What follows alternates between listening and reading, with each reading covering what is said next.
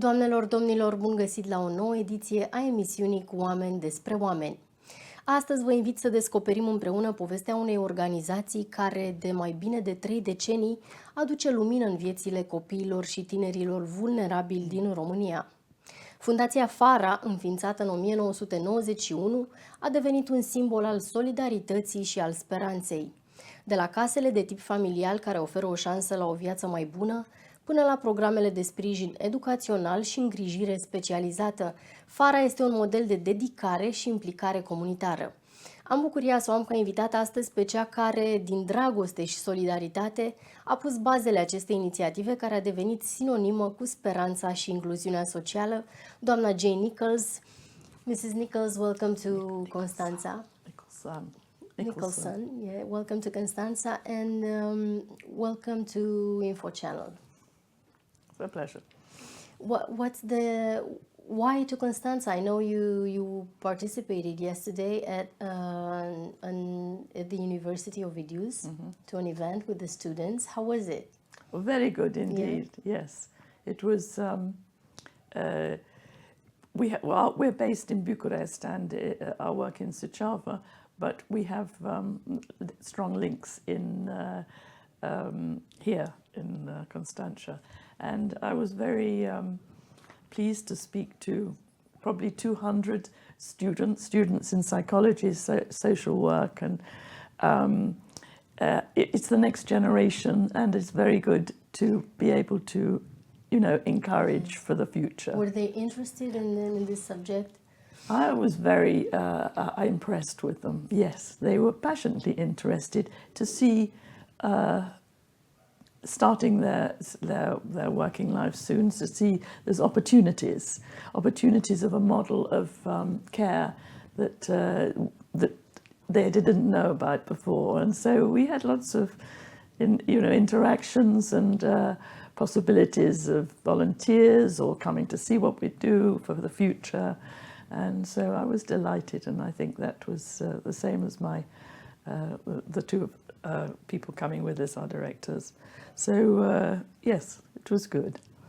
Can you share us what inspired you to start FARA, and why FARA? Why this name? Of course, it happened in 1990. The terrible pictures came on the television in UK of the institutions after the revolution. Yes, and people were saying to me, "You should go and you should help. We should help," because people were going from taking a lot of humanitarian aid in whatever they could to come to Romania. So it was the place to come. And were you working in social service at that time? I am a trained nurse specialising in paediatrics in the main hospital in England, in London, and I was already then in a charity, head of a charity, but we also had work in UK. We developed hospices and care homes and things, but I was also working in Kosovo, Albania. I set up work in Albania and Poland, and so I was well into the charity sector. Yes, so I was thinking, oh, yes, but these pictures, I was persuaded. Okay, I said, I can't, but not to take just to take charity, just to take aid. I prefer to come and work myself in the institution as a volunteer and see for myself. I wasn't imagining setting up. When you talk about those pictures, how were they that bad? They were very, very bad, but there's a film that we have 30 years. Yes, I saw it. And you saw the pictures. Yes, but that's what I was working in. For the people that aren't aware of what we're talking about, there were pictures with children with disabilities. But not just disabilities. Conditions were horrendous. No food, no family. Yeah, absolutely. But no clothes, no facilities of any sort. It was absolutely terrible. But it was a shock.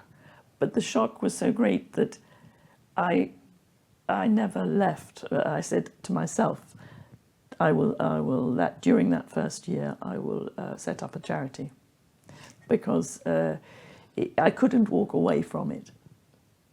So I continued my other work, but for a few years, and then the whole, since then, I'm in Romania every couple of months.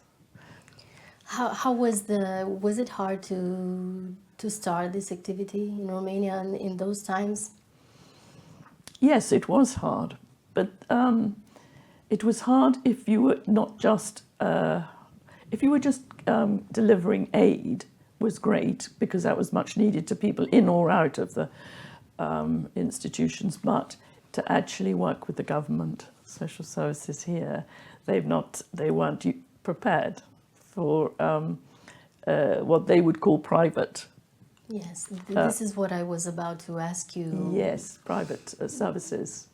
Yeah, what were the challenges you faced at that time? Well, what I felt was that after the first year working with them, with the social services, so you have to have permission to go into the institutions. But from that, I knew that we'd have to start small. We see some of these children, some of the smaller children, we couldn't have faced setting up the older ones. I was in adult institutions too, and disabilities and all sorts. But the thing is that setting up small, let's take a few children, I was in the Java district, out, and we have a children's home. Well, the first thing is there is no property, because it's government owned or small houses. Yes. So we had to build a house. You built the first home, which was St. Nicholas. Yes. And we didn't want a huge place, because that's not right for children. And we had 15 children. 15 at the beginning. Yes, because 15 was a family size, and we had to create a family. Yes. We had to create what they'd missed, and some were put in institutions as babies, you see. So, they were left in. They were abandoned. Yes. And born. there was never, for me, never any blame on people. It's just the state organisation was very severe. It was the most severe in Europe, because I was in other countries, you see, like Kosovo and places. So you don't blame the No. Romanian. And so we need to show the people that, that this is possible, because children without, in these institutions without love and a parent is devastating. I worked a lot in psychology, and so I was able to help our staff. It was always being run by Romanians, not me. It was always Romanians. Yes. How was how was the collaboration with the Romanian people? Was it hard to get along with them at the beginning? No, not at all hard. It was difficult with the authorities, because of course there was no money. So I started this foundation in UK to fund. So because I couldn't, otherwise you can't go anywhere. Yes. Because there is no money for them, they wouldn't. But it was the local people, so we come to know all the local people were involved immediately. So the churches, the Orthodox and Catholic Church, were very helpful and welcoming, and I stayed in the Orthodox monasteries many times. I know you're very faithful. No, you're Catholic and you're very faithful. Yes. This is what I saw in that YouTube material. Yes. I think probably the strength of my faith was the power behind that I could work in this way anywhere, and with some professional experience as well from UK, and setting up programs in not just UK. So I was quite equipped for the situation, but I've never seen anything like that, so I had to get past that. Yeah, it was a challenge. For Yes, you, it was a big challenge in that, but it pushed me on to get something done. But of course, it took quite some years to get it off the ground. You know. Let's go back to those 15 children that you took care of at the beginning. What kind of problems did they have? They weren't children particularly with disabilities. They weren't. It wasn't registered as disabilities, but they were children from the age of 3. So we did a family. So some came in at about 6, 7, and not later than 8 in those early years, because we had to build that. You can't change so easily if you just come in at 15 or something. It wouldn't create the family program. We always, and we had difficulties because they had no idea of relating. They never felt love before. Or Yes, care, no? yes, and it wasn't. The parents aren't allowed in. They're only allowed just to visit in a separate room if they ever did. If they did visit, which quite a lot did, you see. So abandoned meant taken away from the families. And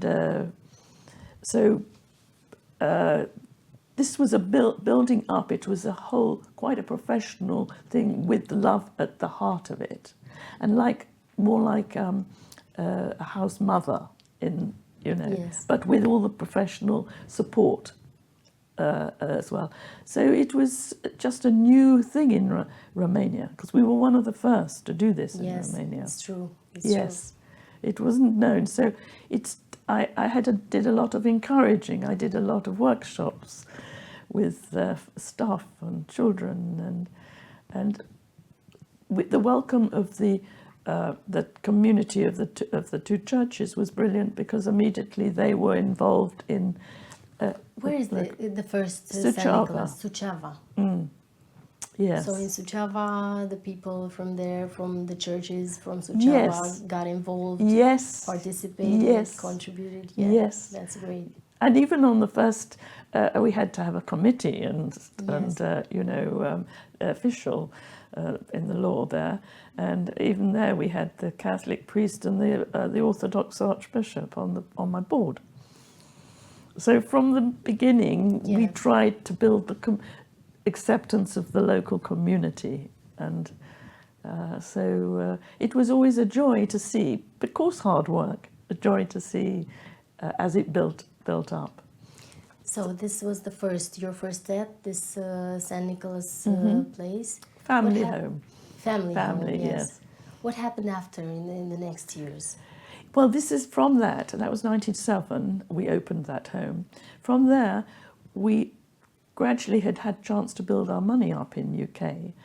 And I was on major fundraising, and even internationally, and from UK. And so we had this very fortunate thing to be able to build here in Romania, because you couldn't at that stage raise money in Romania. Yeah. It was too early.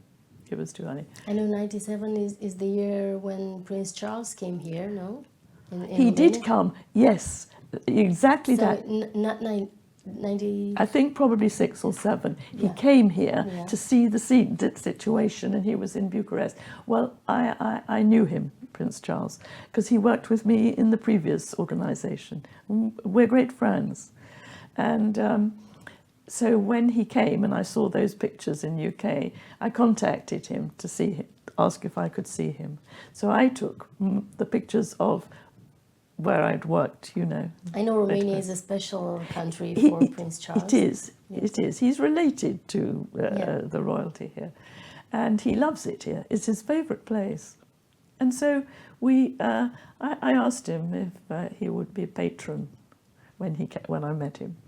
And he said, "Oh, I've got a lot of patronages, I'm not sure." So write and ask me. So I did. And I said, "Only if you say yes." And he said, "Yes, I will."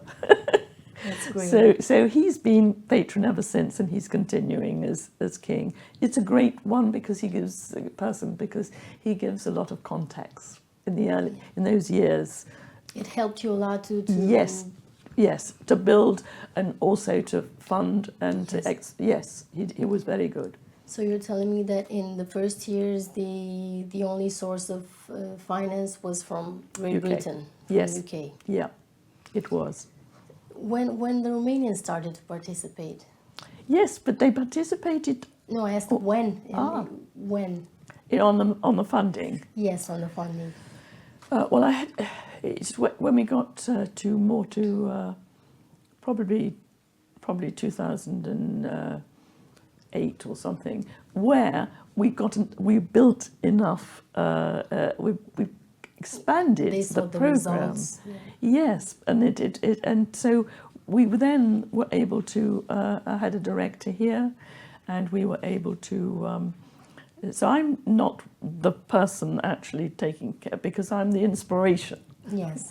But I'm here and devoted to the people, and I think that they trusted me, and so we then started small, building up funding from here.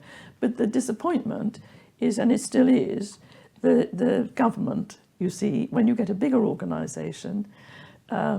It's a lot of money, and they're not prepared to fund.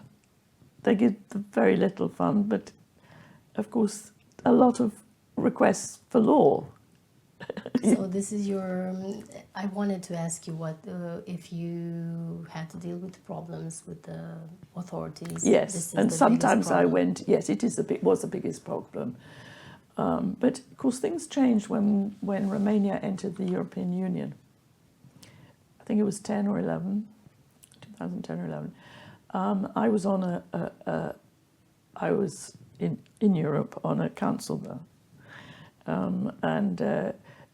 then again that's taken quite a long time too because they were sending money through the government.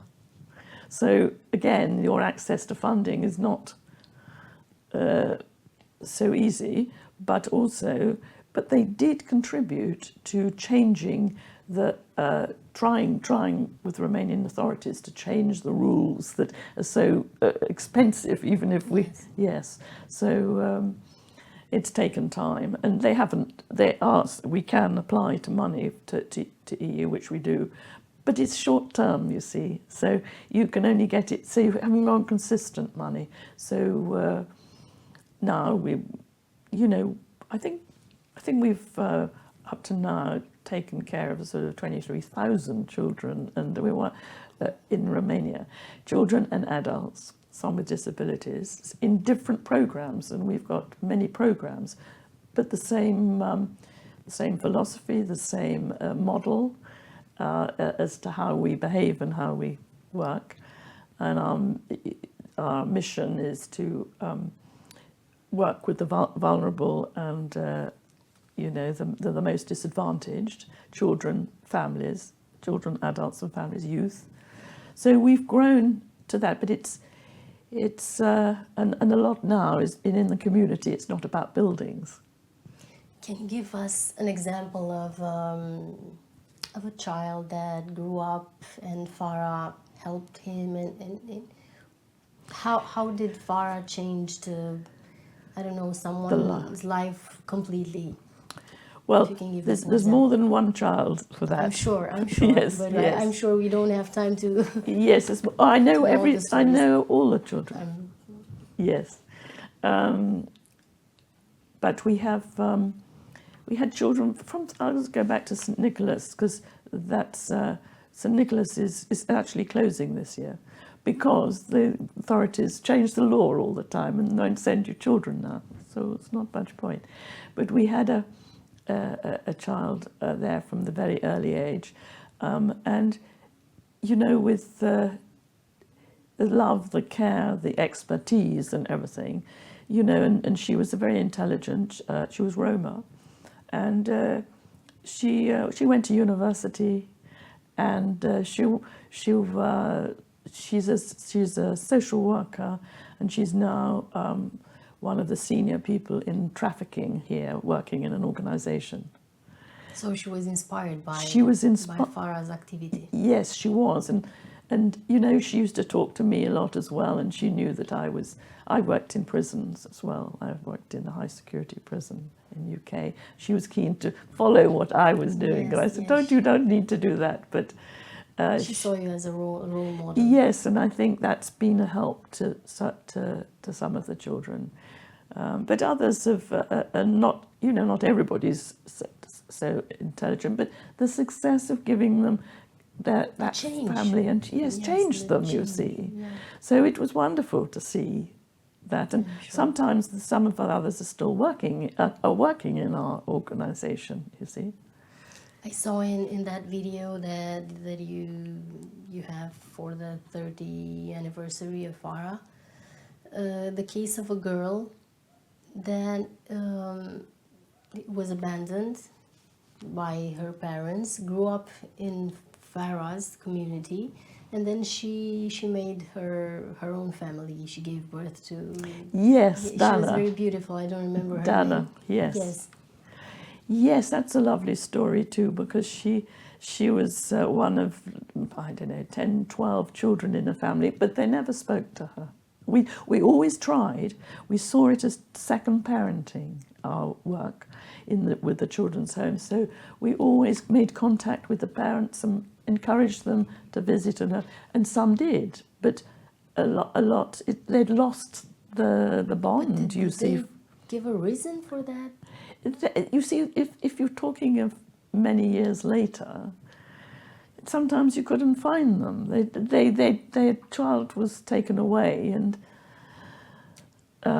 poverty is one of the poorest counties. They were taken away by the child protection. Yes, you see, this was the very young ones. Yes, were, and so they were always afraid, and they wouldn't know whether we're government or not, whatever we said. But she's a lovely child, and she's married, and we had this house, we had a little house in the village that was not suitable for what we're doing at the moment. It was very small, but and she's bought it, but she's paying, instead of rent, she pays over years what they do. She was happy with it. And she's very happy with it. And we're still in touch, but she also is working in the therapy and rehabilitation centre on the staff in Voluntară. Was it hard to deal with the trauma? I'm sure with the children. Yes, I'm sure the children. There is trauma. Traumatized. Yes, it's hard for the staff, but we have our way of, as I say, of including them as a family, but and they've had the the ability to actually cope, but it's about loving them, really. It's all about that. Children need love, and you saw the person who was the leader there in the house, yes. And you see, they're excellent the way they gather everybody together, but it is trauma, and these traumas don't actually go away even later. Of course, any trauma of this sort from sort of 0 to 8 is there, so it has to be. Yeah, you live with it. You live with it, yes. I asked a lot of expertise. There was an American a doctor who was here, was very famous in. Gabor Mate? No, it wasn't him. I can't remember his name, but he adopted Russian children in the same problem, and Romanian. And we had the expertise. We sought every expertise for coping, because there was a stage where children were being adopted overseas from here, organised by the government. But when they got to families, the families didn't know how to deal with them, because the children didn't know how to see beautiful rooms with toys, and they're very traumatized. They went mad, they destroy. So you have to be, it's more the relating to them all the time. Yeah, to be patient. Oh, yes. Compassionate. Yes. Empathetic, yeah. Yes. So This is our way. Which was the, I don't know, if you can give us an example of a hard case, the hardest case you deal with?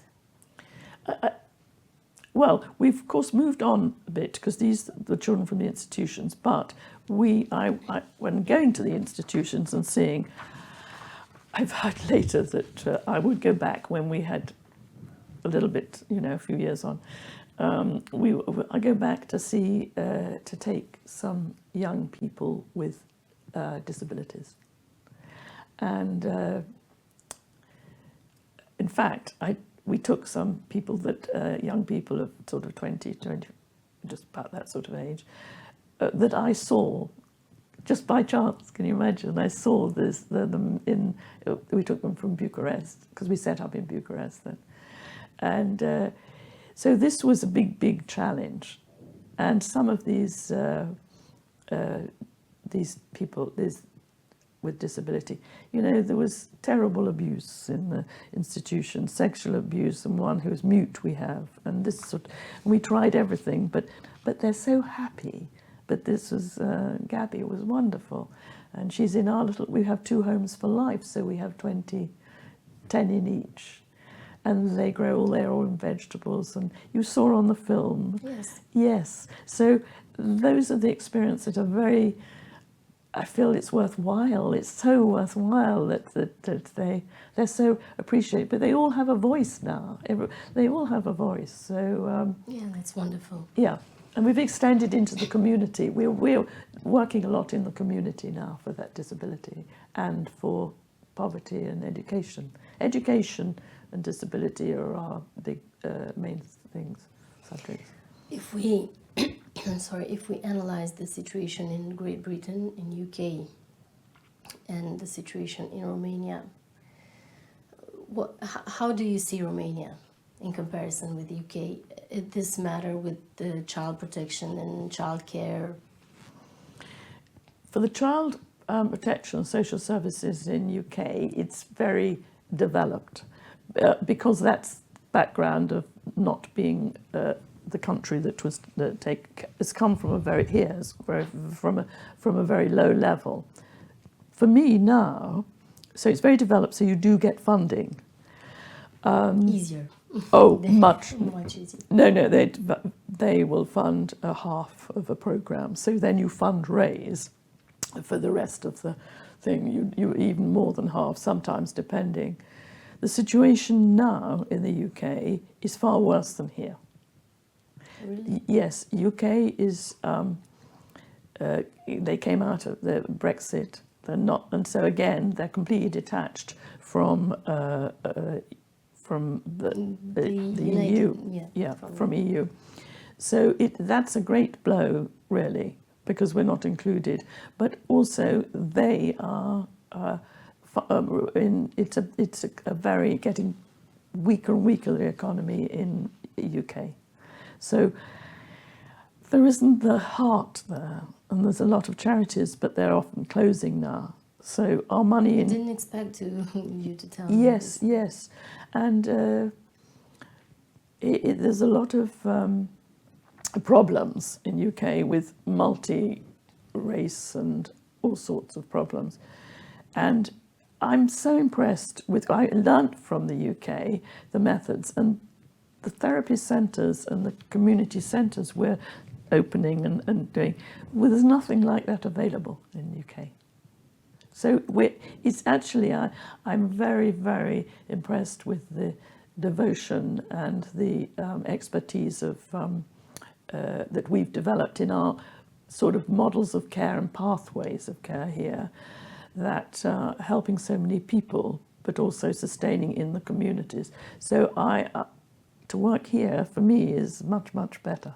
Oh, I'm glad to hear that. Yes, and I have a great love for Romanians. And I think it's historically so far away in UK. There's been in the past, not much communication with Romania, because it wasn't their fault, it was the state of the country. So they're very ignorant in UK of Romania. Romania, why are you in Romania? Where is that? I don't have any of that you know. If you look back, is there anything you would have done differently in your approach to helping vulnerable communities in Romania?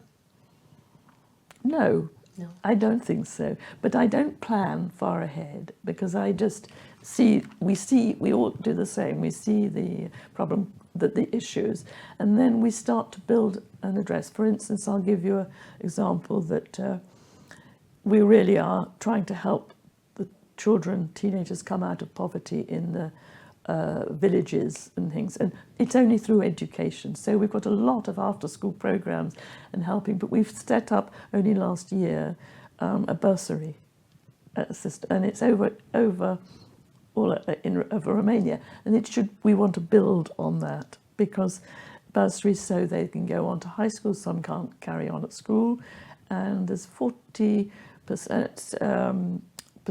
of children drop out of school here. And the poverty level's high. So, and then there's to university if they have the ability, or training. We'll be doing training for courses and all that. So it's building this, and I feel that's the future for Romania. Let's see, in Romania, which are the cities where FARA is involved in?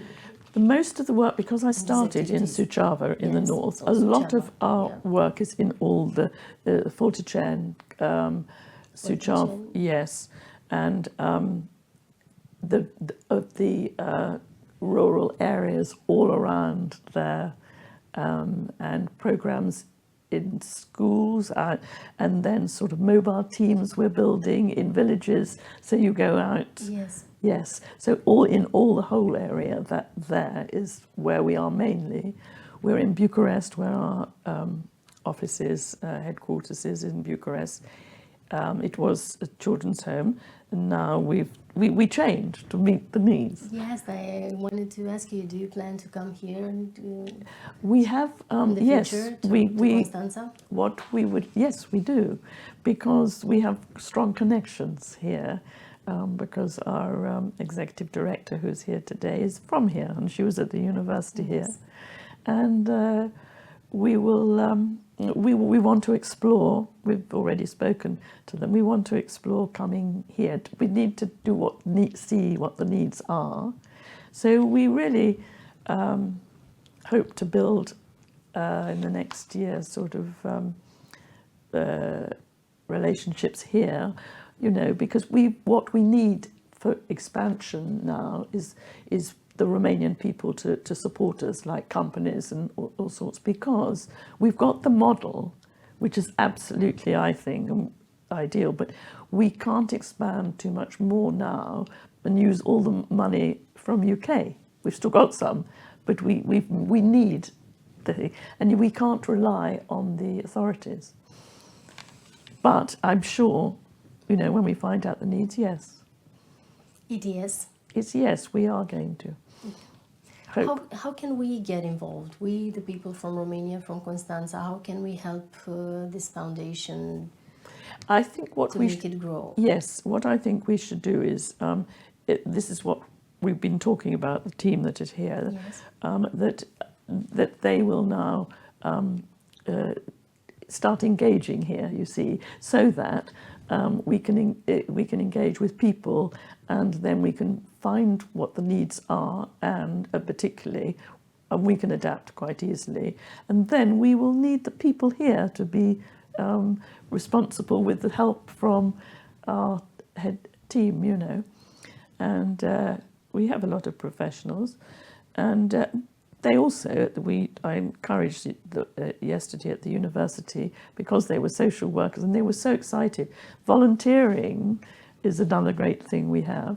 So again... Yeah, volunteering started developing in Romania. Yes, and we're very keen on that. And we have camps and for disabilities children. We have camps for ordinary children. So there's all sorts of possibilities here. And the ownership of the what we set up here will be, the people will be involved. So we will need names and connections, you know, but that's what has to be built on. How can we get in contact with FARA? I don't know, in social media? Yes, on you the can. website? You need to take contacts from today from our two senior, Yes. yes, and then they will be in, you know, that is fine. Now, I was curious about this, the marketing of FARA Foundation. If we can, I don't know, go to on a website to see the future events. Yes. Now this is a little bit we've got to build now, because we've spent all our time, because we had the money in UK, at building all, you know, the actual programs and everything. But we slightly neglected the we're doing this year big campaign on awareness, because, you know, haven't heard of Exactly. Yes. We haven't heard about No. it. So now you will. Because I think you need to build with them, so you can. That's another thing you can do. We have a very good person now who's working, you know, on fundraising and absolutely excellent. So there can be that can start building straight away. But you need to speak to Roxana or Ines here. But you're right. We are going to have a very big. We're going to have a memorial concert in May, for instance, at the Athenaeum, because Eugene Sabu, the violinist, died.